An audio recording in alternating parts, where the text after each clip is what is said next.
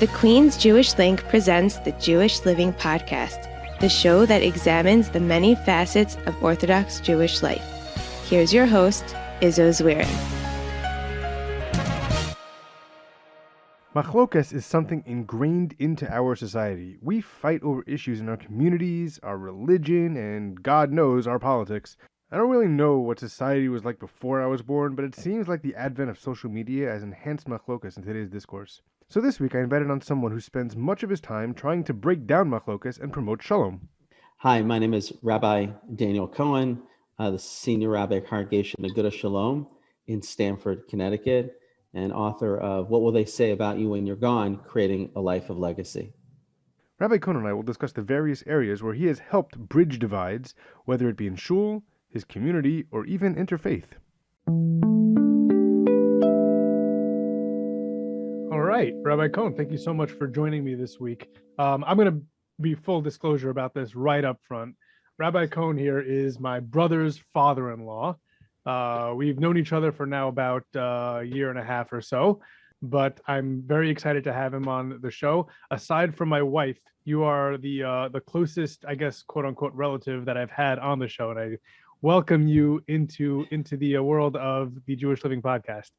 Well, it's an honor to be here, and I feel a special kinship with you. I've rarely been interviewed by a family member, so this is really nice. All right, thank you so much. And Rabbi Cohen, if you can give us a little bit of a background. I know you're the Rav in Stamford. If you can give a little some background about you, how you got to the position, and maybe a little bit about your ventures that you're going into right now. Sure. So I've been serving as the rabbi at Agudath Shalom, a very large modern Orthodox synagogue in Stamford, Connecticut, for about 16 years, and originally hailed from Atlanta, where I had my formative years, and it's certainly very relevant to my mission as a rabbi, which is really fostering a community that is certainly rooted in Orthodoxy, but very inclusive, very diverse. We like to consider Stamford to be an out-of-town community close to New York. And we don't really care how people get there as long as they're kind of coming, and try to help people, no matter where they are in the spectrum of spiritual growth, find a gateway for connection. So we love being here. Thank God a lot of people have been moving in more recently.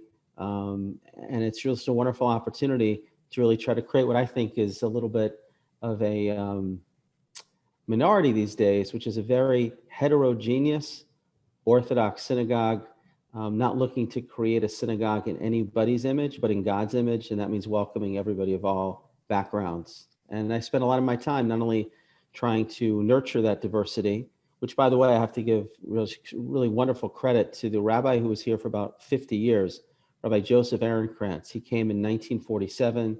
He served as the rabbi for almost 50 years. And he was a very embracing figure. And that's really the spirit of our shul that I continue to try to build on.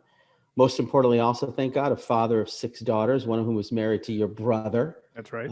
Which is great. A couple grandsons, 3 girls made Aliyah. So we spend a lot of time certainly in Connecticut, New York area, but also have our hearts in Israel as well.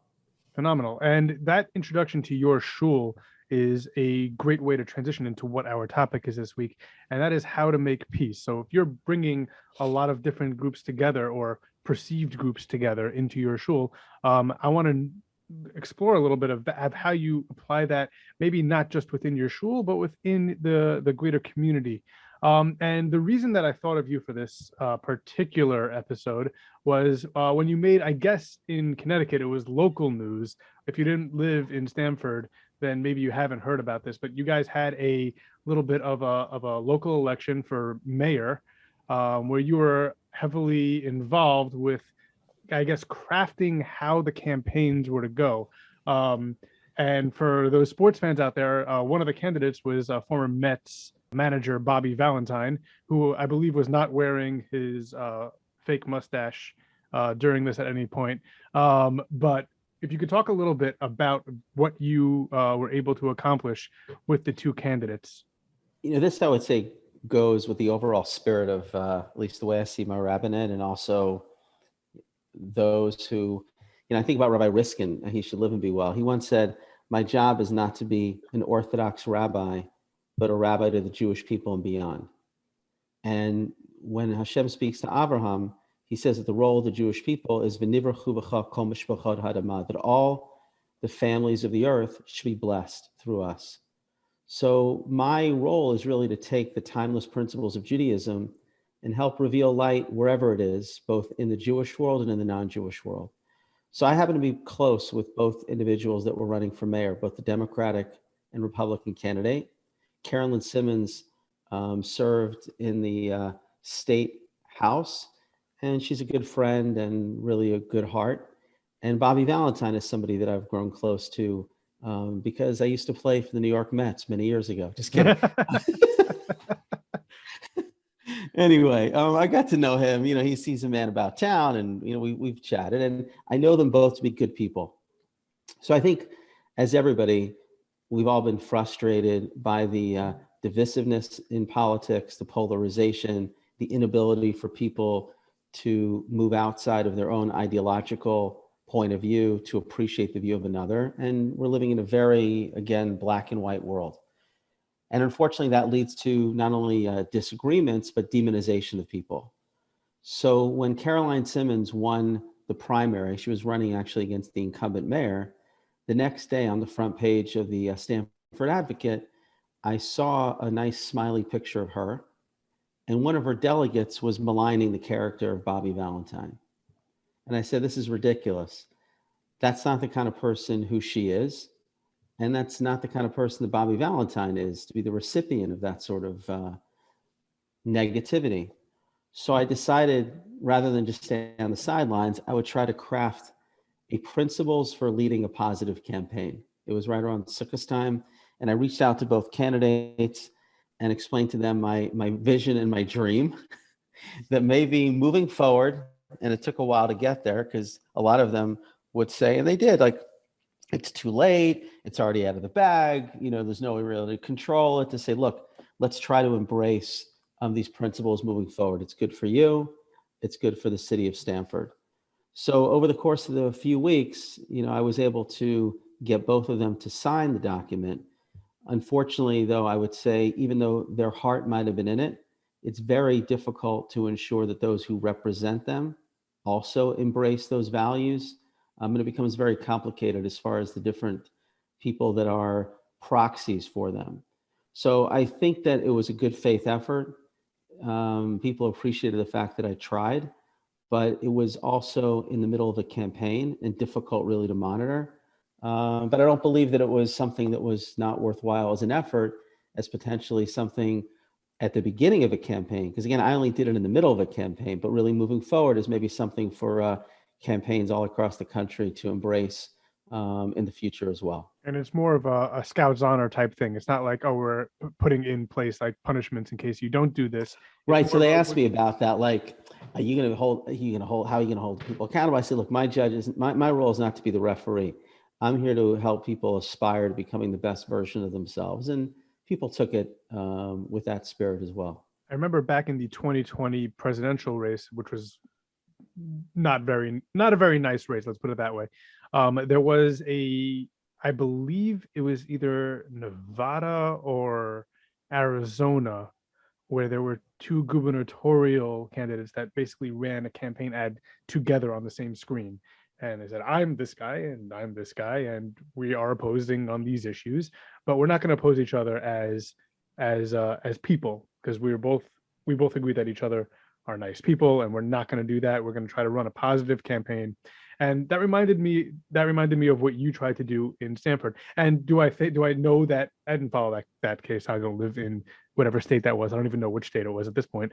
But I don't know if that led to anything positive coming out. I don't know if there were negative, but just seeing that there are people out there that are thinking about these things to make maybe even just the most divisive topics a little nicer, a little kinder, really helps me to appreciate that, you know, maybe not all is lost in this country and especially on the political sphere. Yeah, I would say, look, I mean, you know, the Torah and Judaism is really here to serve as a counterintuitive force within society. Society's tendency is, again, to look at people one-dimensionally, to demonize people, to create, again, disagreements that become disagreeable. And if you look at the model, and I shared this with the candidates, if you look at the Talmud, it's probably one of the most one of the most documents in all of human history that has more debates back and forth, constant arguments. Yet the Talmud tells us that the children of Beit Shammai marry the children of Beit Hillel. Today, somebody would say to their child, you never bring home a Democrat or never bring home a Republican. I don't want to see that kind of person in my house. And the Torah is reminding us that, that is a very, not only immature, but very shallow way of looking at who human beings are. So we as Jews never lose faith in making the world a better place. It's not our job, as it says in Ethics of Our Fathers, to finish the task, but we still have to start and do whatever we can. All right. And we're going to transition a little bit out of politics, a little bit back towards religion, because as popular as this illustrious show that we're on right now is, you have your own show, maybe even two that I was trying to figure this out. But I know you have a show, The Rabbi and The Reverend. That's correct. And I want to talk, if you could talk a little bit about, do you also have your own show, like your own individual show? I got a lot of complicated shows. To find. No, it's funny. Somebody's trying to start like another podcast with me, but the main thing is The Rabbi and The Reverend, which has been going on for about 5-6 years, and it's syndicated on a number of different markets: Chicago, Cleveland, Florida, different places around the country. But it's interesting. I mean, that started, and I think this really relates to how do we build peace and bridges. It started with a friendship. It wasn't like, for example, I said, I want to engage in this major dialogue with somebody of a different faith. The way it started was Reverend Dahl, who was at that time, assistant pastor in the Roten Presbyterian Church in Darien, which is the largest Presbyterian church in New England. He wanted to know if he could bring his confirmation class to our shul to experience what it meant to go to a synagogue. And he had previously gone to the conservative synagogue in Greenwich, but I guess he decided he wanted to try an Orthodox synagogue. So I responded to him. I still remember, I said, look, before we do that, I'd love to meet you. Let's get together for coffee. And basically we bonded over our love of college basketball. He went to University of Kentucky. He actually played wide receiver in college, but we were both big Wildcat fans. And I talked to him about Kyle Macy. Now, I don't know if you know who Kyle Macy was. I do not. He was a guard in the 1970s for when Kentucky was in the Final Four, and his hair was always coiffed in a perfect way. It was perfect black hair. So the Reverend pulls out a picture of Kyle Macy now, and he's bald, and that brought us together. So I brought him he came to the synagogue. We're basically about the same age. Our wives and I have we've all gone out to dinner together at the kosher restaurant, celebrated his birthday together. And then we decided to pool our common effort together to focus on just doing kindness in the world. And the Elijah Moment, which is something that I write about, it was covered by a radio station. And then they asked us if we wanted to start our own radio show. That was about 6-7 years ago. And that's how the whole thing evolved. That's amazing. But I'm always amazed at how we definitely, obviously, are different faiths, but there's so much more that unites us than divides us. And when you have a friendship together and you realize that he's doing it in his way and I'm doing it in my way, but we're both here to try to counsel people, to give people faith, to help them be good parents, good spouses, not lose hope in just making the world better, we find that there's a lot that unites us. And certainly we talk about the differences, but I find that we recognize that we're all created in God's image and just trying to help reveal the divine within ourselves and within the world around us. And correct me if I'm wrong. I know I believe that you also lead an interfaith Bible study class. Is it in your shul or? No, not in my shul. Not in your shul. No, but I lead a couple of them, and it's funny. It's not, it's funny because this is the way it happens. It's not that, okay, let me get together and just do an interfaith group. There's a couple people, in Greenwich in particular, that have friends that are spiritual, some Jewish, some not Jewish. And it just evolved where they said, they love to have me teach. So I just teach about, timeless lessons within the Torah, basically about how to improve their lives. And like you do, I want to make it practical. It's not filled with ideological debates about the divinity of the Torah, who's a real prophet. It's more about what can we learn from the stories about relationships, about gratitude, about honesty, about impact, and all those 13 attributes that we try to emulate that God brings into the world, into our lives. All right. And so we spoke about the politics, we spoke about the interfaith.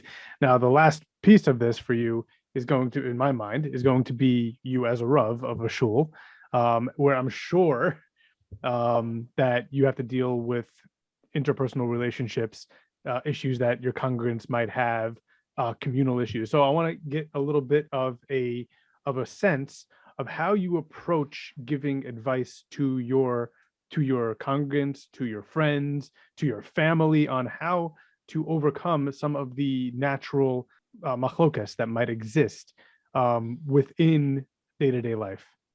It doesn't exist. Just kidding. I got scared there for like a half a second. Like, oh, this whole I could tell. this whole episode is going to be a bad one. That was like a half a second delay. No, that's fine. I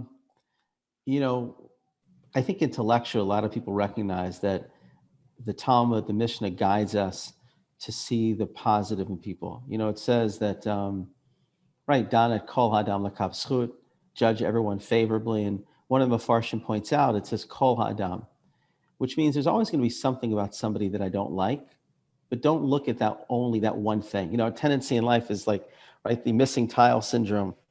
Everything is great, but all you can focus is on the missing tile on the roof. And if I disagree with somebody about something, the tendency is I focus only on the differences. But the reality is, we look at Kol Ha'adam, we begin to understand that people are much more complex. We can't judge people until we're in their place. And the truth is, we're never in their place.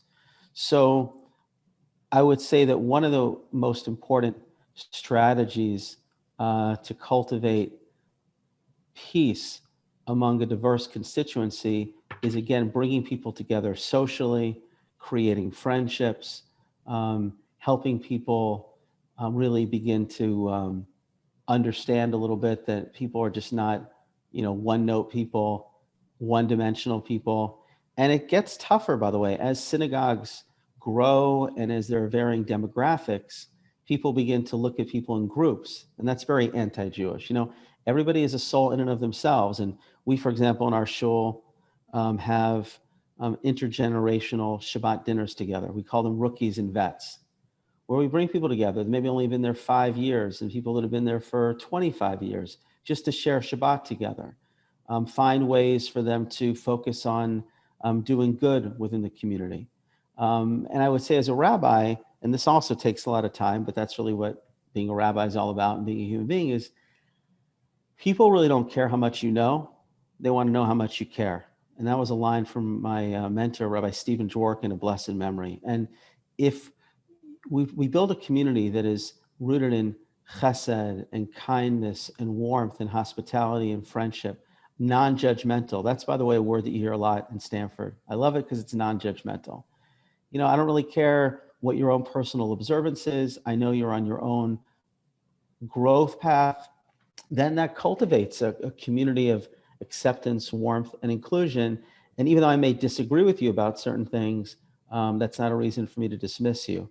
I would say that as a rabbi of a shul, it's really important that I don't bring politics per se in terms of endorsements of candidates or policies. Half my synagogue's Republican, half my synagogue is Democrat. Sounds like Stanford. But I talk about issues and values, and people appreciate that, because at the end of the day, we want to transcend those differences and focus on the 80% that binds us together and not the 20% that divides us.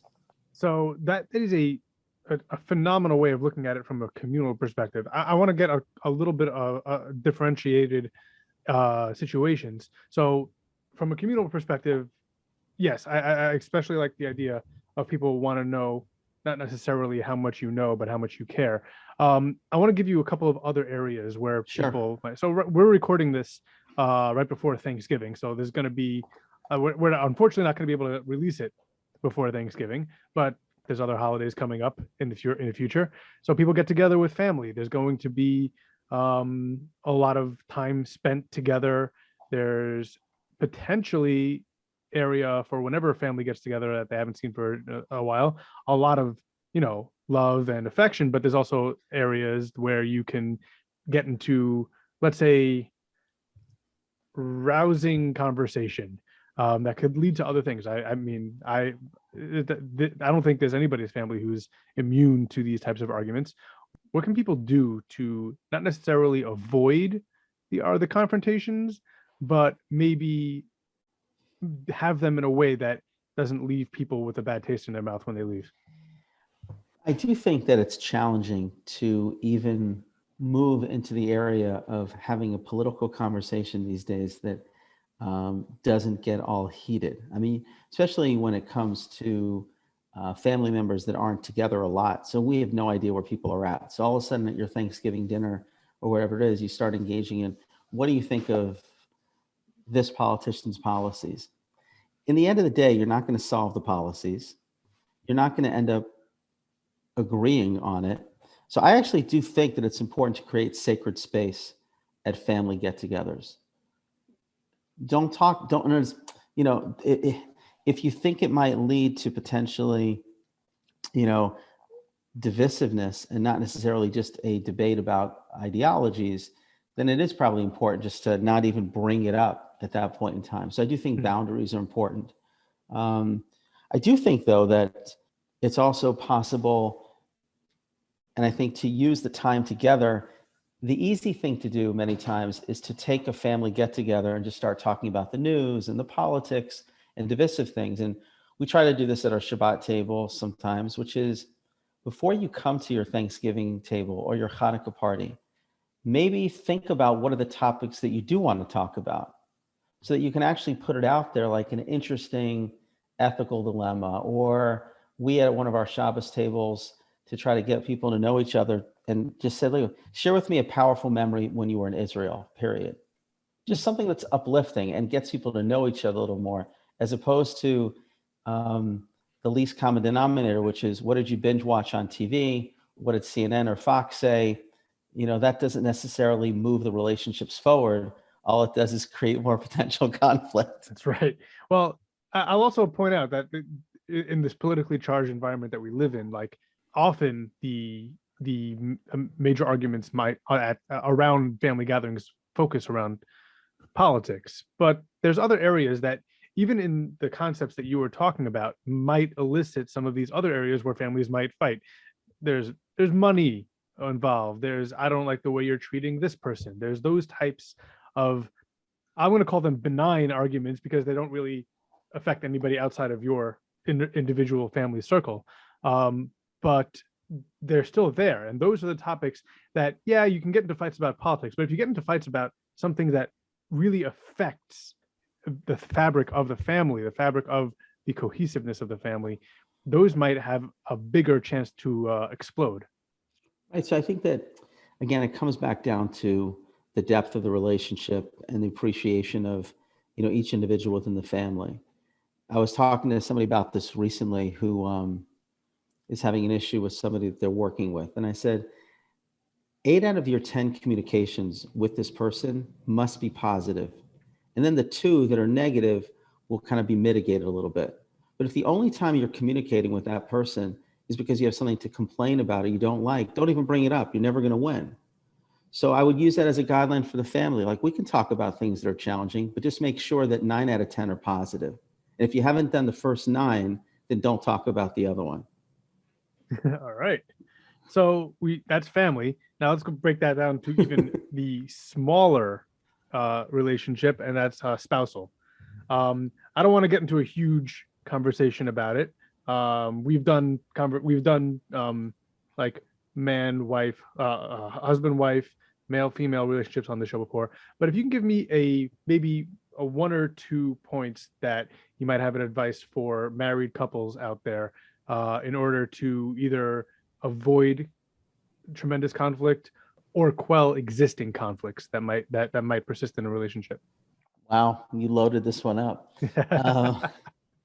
Look, I think that being very appreciative is definitely a key in Shalom Bayit. Nobody wants to feel they're taken for granted. And sometimes we're kinder to the stranger than we are to the person who's sitting right in front of us. And it's just a constant reminder. I mean, Judaism teaches us that as well. We don't just say in the morning, thanks God for everything. There's a bracha for every little blessing that we have. So I think being very intentional in a relationship about thanking one's spouse for all the little things that they do, to me, is a key component to Shalom Bayit. The other thing is anticipating opportunities to support the other one, or it's acts of kindness, spontaneous. I wouldn't say spontaneous because it's not that you're not thinking about it, but I think it's showing the other spouse that they really are the center of your life. One of the challenges oftentimes is that, relationships, there are a few cases, God forbid, maybe it was cheating or physical or verbal abuse, where a relationship can just literally crash in a moment. Most relationships are either building or dying one decision at a time, one comment at a time. When a person puts something out of their mouth, at that point, it's the word that controls the person. It's no longer the person that controls the word.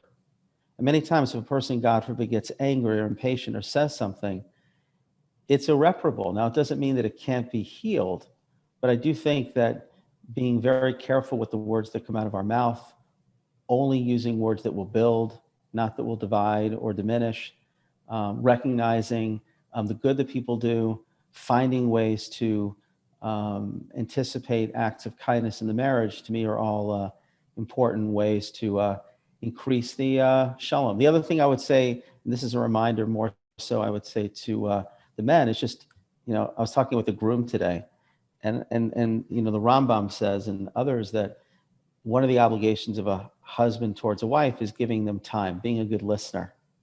Not always easy to listen well, but that to me is really important because that shows that we really care. So when you're sitting down to dinner with your spouse, don't have the phones out, put them away. Have a conversation. Take the phone out as soon as dinner's done. Well, I would say that's also why I'm a big fan of trying to take walks with children, with spouses, because the phone just stay at home, and it's very difficult to kind of check a phone, even if you had it, to pull it out of your pocket. You just put it away. We're taking a 30-minute walk, and it enables people really just to be more centered around each other. Okay, that could be with a spouse, or that could be with with kids, family, 100%, whoever. yeah. Awesome. I want to shift slightly to a topic that's still about relationships, but has a whole different set of issues that come with it, and that is in business. Whether you are an employee, an employer, a partner, do you have any advice for people that might be struggling with relationships at the office? I would say to a certain degree, it goes back to what I said with family. I was talking and going back to this person who was struggling with somebody they were working with. I said, have you spent any social time together? Have you gone out for lunch together? Because again, if all your interactions are around decisions, business, it's very difficult to be forgiving and understanding because it's all about the bottom line. But if somebody really takes the time, and that's why a lot of companies do this, you develop a retreat, you go out together, you spend social time together, you're building a friendship, and then you're much more inclined to see the person in a positive light and give them the benefit of the doubt and not see them just as another cog in the wheel of the company that you're in. I do think it's also important that any company or business has a statement of values and principles through which everybody is clear as to who we are and what we stand for.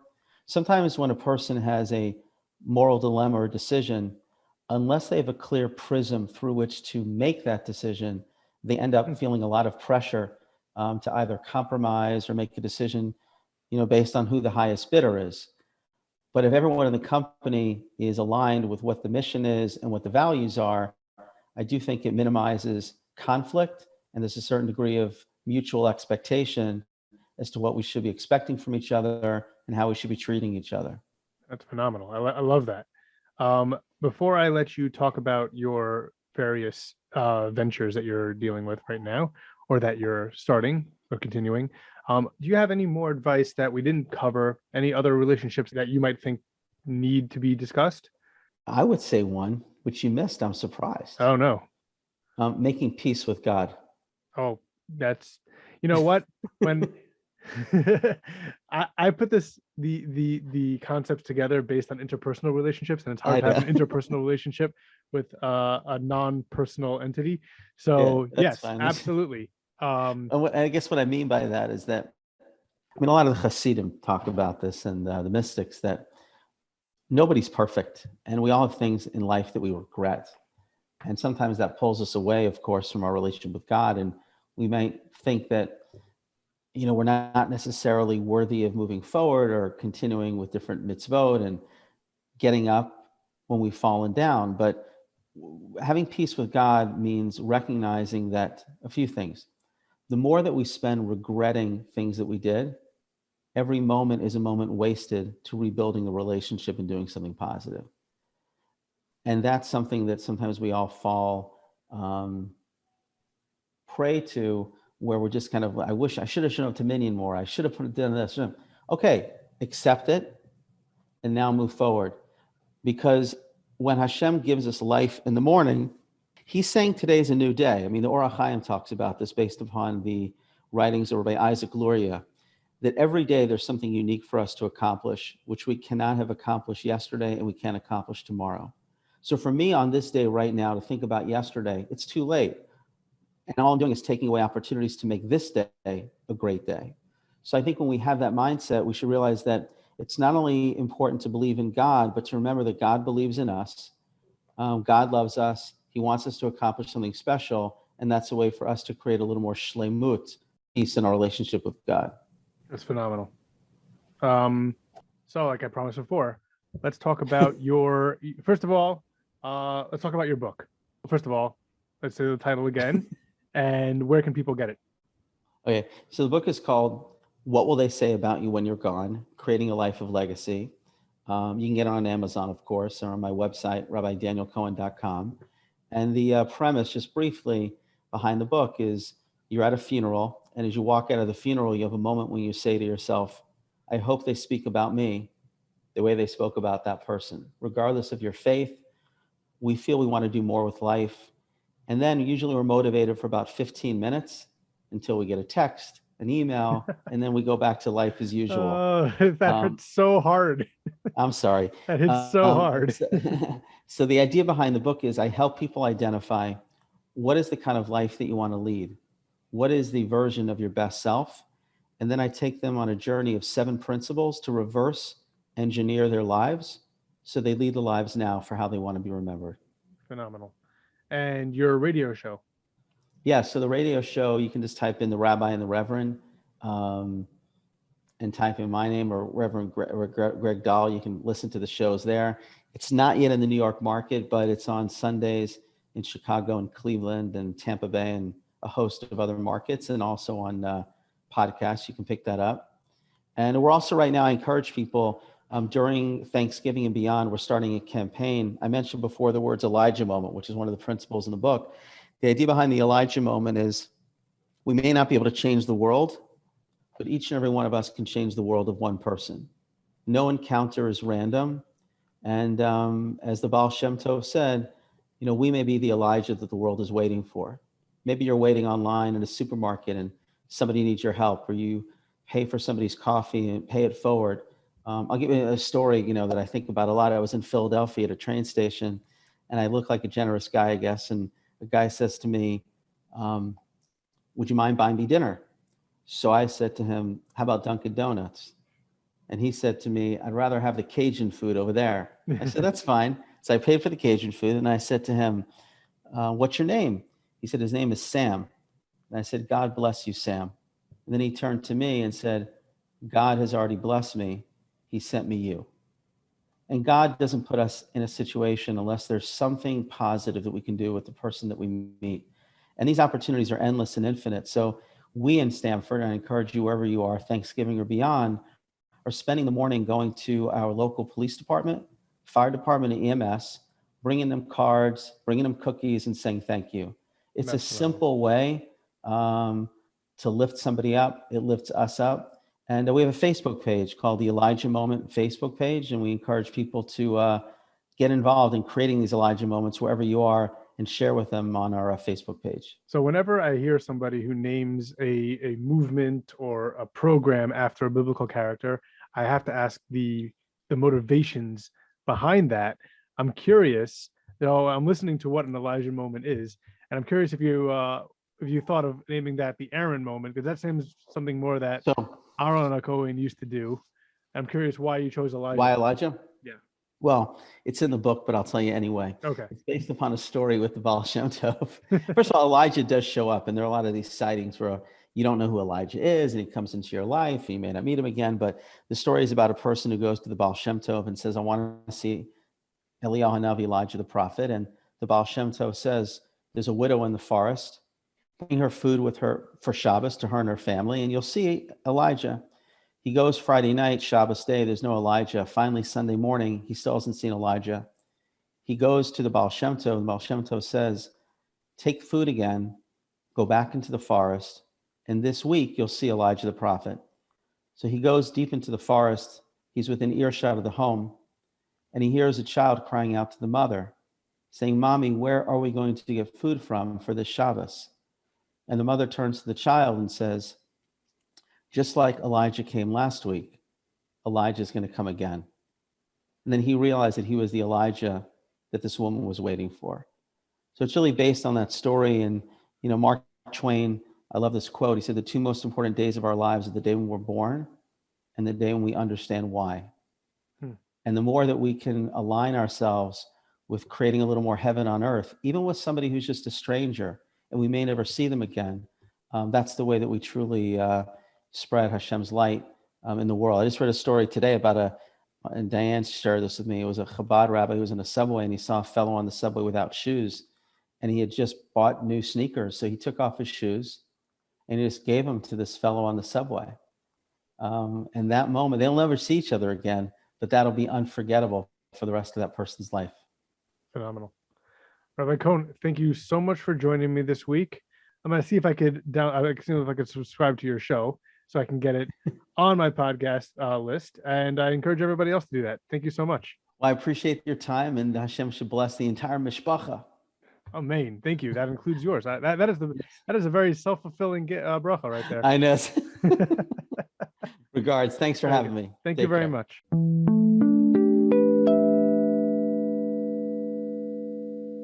My thanks to Rabbi Cohen for joining me this week. Promoting Sholom is something we can all be better about, and I hope this episode provides enough of a roadmap for you to get started. And by the way, don't be fooled by the last name. Despite his similarities with Rabbi Cohen in his pursuit of peace, Rabbi Cohen is not, in fact, a Cohen. Until next week, Kol Tov. The Jewish Living Podcast is produced by Sreli Paikus. Our theme song is The Band by A.B. Rottenberg. Follow us on Facebook at The Jewish Living Podcast and on Twitter and Instagram at Jewish_living. You can also email the show at jewishlivingpodcast@gmail.com. The Jewish Living Podcast is recorded in conjunction with the Queen's Jewish Link.